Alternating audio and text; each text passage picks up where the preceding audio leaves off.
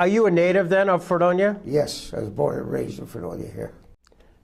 Graduated from high school here? High school, yes. And as I was saying, April 2nd, 1943, I become 18, and believe it or not, when I got home, there was a notice from the draft board. So, but being in those days, a high school diploma was very, very important. And I asked the draft board, I went to them, I said, can I wait till I graduate to leave? So they gave me a 3-month deferment until I graduated. And in the meantime, the gentleman that was on the draft board owned the Salcedo Canning Company, and he gave me a 3-month deferment till the end of tomato season so I could work for him. So then I finally went in the month of October. That was the end of the deferments. And I did my training in Sampson. They board you over here at the City Hall in Fredonia. They bring you to Buffalo, the post office in Buffalo. And when you went to Buffalo, then they had the choice there, Marine Corps, Navy, or Army. I had 2 brothers in the Army and 1 brother in the Navy. The one in the Navy said he always had clean clothes, always had a bunk to sleep in, always had nice food. My other brother, who was in the dughouse all the time, I didn't go for him. My other brother was in the military police, so I couldn't fill his position, so I decided to go with the Navy. One of the questions he asked, education. I had a diploma. Some people didn't have a diploma. So, and what was specifications? I was a typist. In school, I was a typist, learning how to type. And that was very important. The next step was we left Sampson, we went to Philadelphia Navy Yard. And that's where the ship was going to be. The ship was going to be commissioned in Philadelphia Navy Yard. USS Alaska CB-1. And what did you know about the Alaska? Anything other than you? The only thing I knew about Alaska was it was a possession of the United States. What kind of ship was it? It was a cruiser battleship. If you know cruiser, USS Alaska CB-1. CB means cruiser battleship, first of its class. USS Guam was USS Guam CB-2, second of its class. We were named after the possessions. It was a 27,000-ton cruiser. We had 2,200 men on board ship, and we carried 12-inch guns. We carried 5-inch guns, 40-millimeter guns, 20-millimeter guns. And what was your assignment? My assignment, at first I was in the gunnery office, and I was way down 3 decks below the waterline, shooting off the big guns. You'd get tired from walking from here to here. Yeah. And my position was, my battle station was finally up here. And then I went to work with the gunnery officer way up here, which we called air forward, as a lookout, and of course your man phones.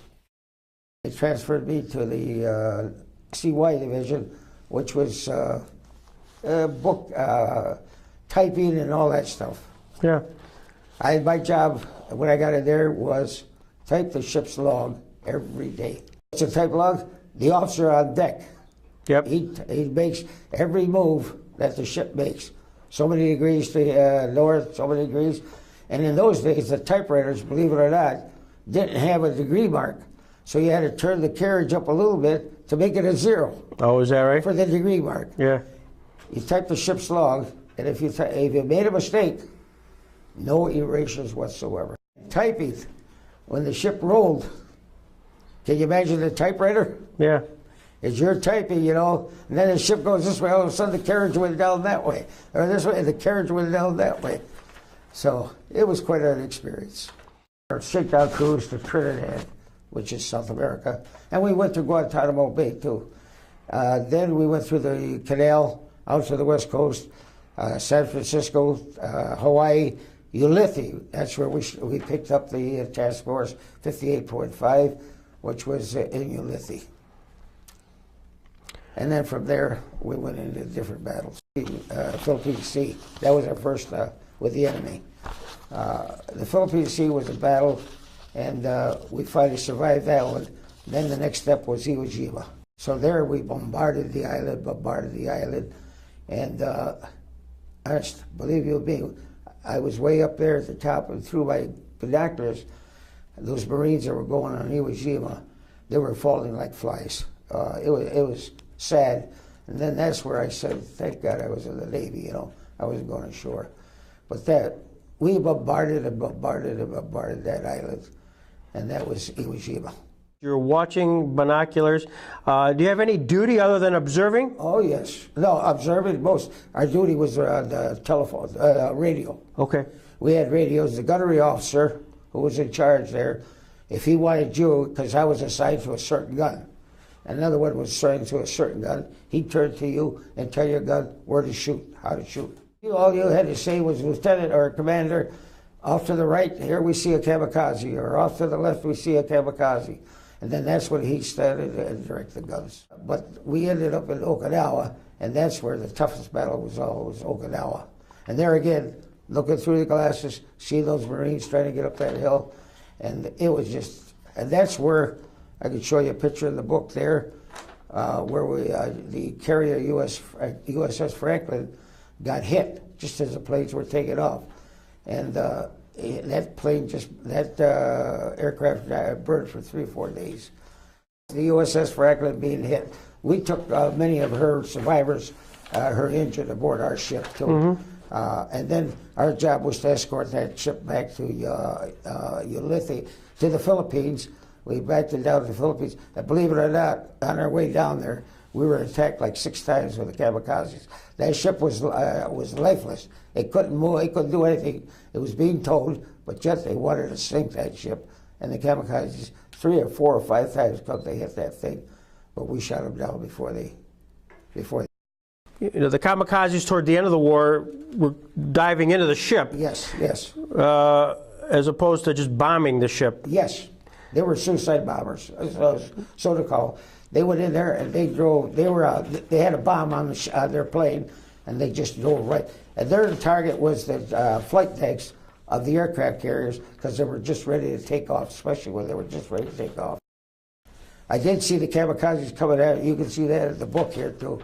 The kamikazes coming after you, especially when you're up there and those kamikazes are coming down. You don't know if they're going to hit you or where they're going, and that's why. Let me tell you, anybody says they weren't scared, they're lying. We did entertaining things in between. Like if it was a quiet, we had movies, and we had shows. The pictures are in there too. We had various entertainment, boxing, and extra activities we had. That was nice. It was nice. Kept your minds off of it. My brother was on a destroyer escort, and he was crossing the formation. And I looked through my binoculars there, number 742. I said, holy mackerel, that's my brother's ship. I said, wow, how can I get to talk with him? You know, I wanted to talk to him. Well, so I go to the lieutenant there in charge, and he says, I said, Lieutenant, that's my brother on that ship. How can I get word to him? Can I talk to him on the radio? Can't. We got radio silence because we're in enemy territory. So he says, follow me. Takes me up to the bridge with the flickers there, with the lights. So they're flickering back and forth, you know. How are you? How are you? And back and forth with the light, because he allowed me to do that. And I saw my brother waving at me, and he was waving at me. And here we're out in the middle of the Pacific out there, unbeknown that this would ever happen. That's a wow. That was a wow. When I told my mother that in a letter, she just couldn't get over it. How was she feeling? I mean, later when you talked to her, was she? My mother aged so fast. She died at 52 years old. 4 boys in the service. Yeah. 3, she never heard from. You know, she didn't hear from. And it was pretty sad for her. See, what happens is when you start getting attacked by kamikazes or enemy planes, your air coverage has to leave. You can't have air coverage anymore. And if they don't leave, you're going to get shot down, because you don't know where the bullets are going to fly. And that, yes, I remember that incident very much. How soon did you know that was one of your Hellcats? Well, it comes over the radio. Okay, yeah. Anytime we got any news, it always came over the radio. Later, though, she shot down a friendly F-6F Hellcat, but luckily the pilot survived by ditching the aircraft. At around 1:15 later that afternoon, the Alaska shot down a Yokosuka D-4Y Judy dive bomber. On the 19th, the Japanese attacked again, and this time was able to badly damage the carrier USS Franklin. The Alaska and Guam escorted the damaged carrier back to safety, and along the way, the Alaska used her radar to help direct fighters to intercept and destroy a Kawasaki Ki-45 fighter. On the 27th of March, the Alaska and Guam bombarded the island of Minami-Daito. The Alaska fired 45 12-inch shells and 352 5-inch rounds at the island.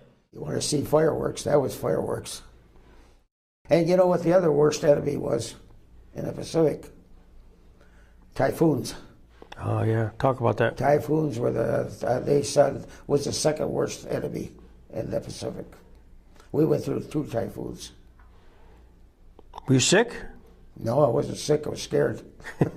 Oh, and incidentally, you know, they couldn't serve any meals while you were in the typhoons.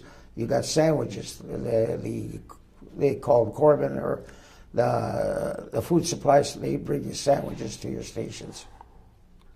But that was it. Yeah, that typhoons. And if you want to sleep in your bunk, you better tie yourself down. Otherwise, you could slip off. How would you do that? With the straps, you got your straps Okay. on the bunks to hold your mattress in.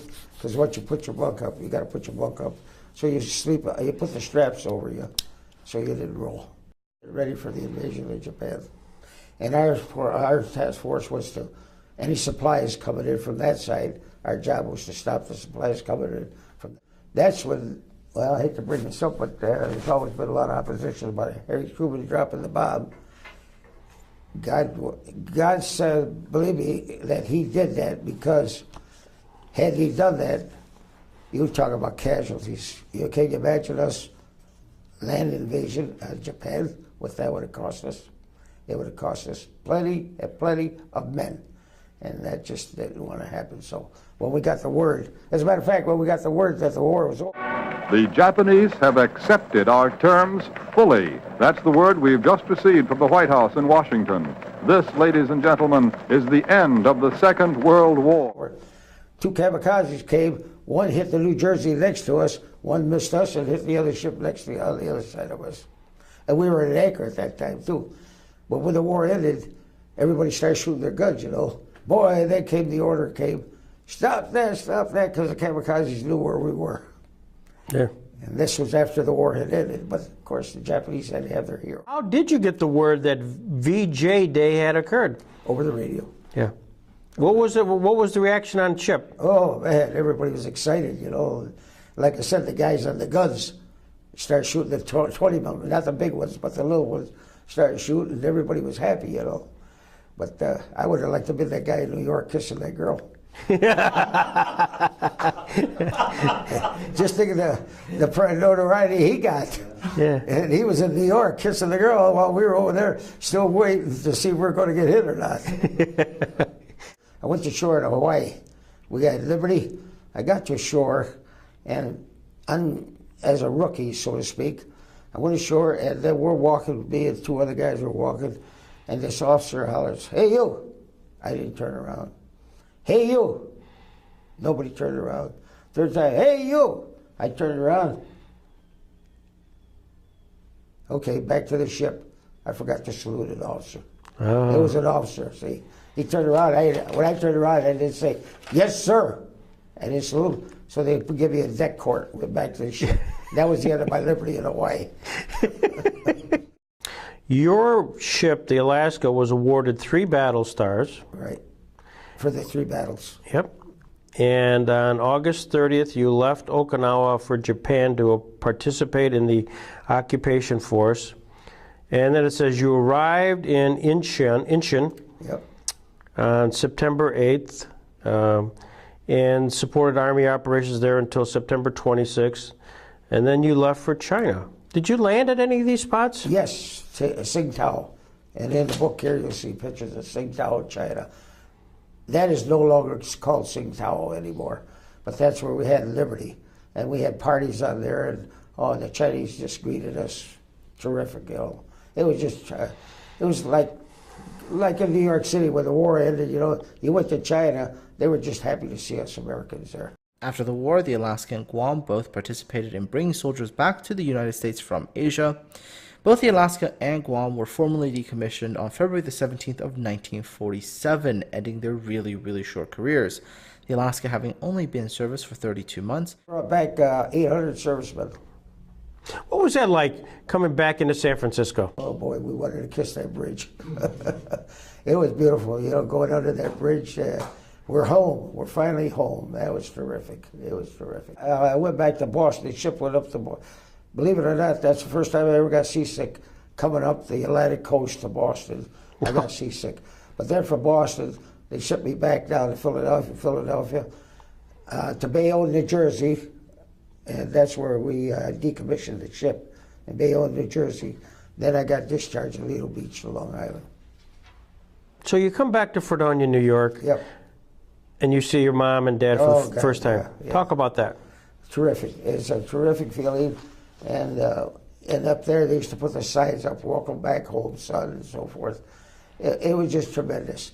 And the people would come and congratulate you and all that you're home and glad to see you home. It was just fantastic when you came home. So what was your first meal? Do you remember? Pasta con zucco. You know what that is? No. Macaroni and spaghetti meatballs. Oh. The one they made in the baby, it didn't work right. That was a favorite meal. Yeah. Did your brothers come home about the same time? Brothers, I was the last one home. Okay. I came home the last. My brother, who was in Corregidor, Guadalcanal, all that, he came home from a medical discharge even before I left. Okay.